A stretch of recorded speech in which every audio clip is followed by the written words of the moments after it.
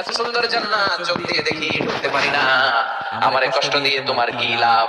ও আল্লাহ, আমারে তুমি মাফ করে দাও, জান্নাতের চিপার মধ্যে এক কর্নারে তুমি একটু আমারে জায়গা করে দাও। আল্লাহ বলবেন, ওই হাক ইবনে আদম, তো ধ্বংস হোক হে আদম জাত, মা আকদারাকা, তোর যে বড় গাদ্দার আমি আমার সৃষ্টি কুলে কাউরে দেখি নাই, কারণ তুই আমার সাথে চুক্তি করিস আর চুক্তি ভঙ্গ করিস। আল্লাহর রহমতের দরিয়ায় তখন জোশ খেলে যাবে, ওর আকুতি মিনতি চাহনি আল্লাহর রহমতের দরিয়ার মধ্যে জোশ লাগিয়ে দিবে, আল্লাহর দয়া হয়ে যাবে, মায়া হয়ে যাবে।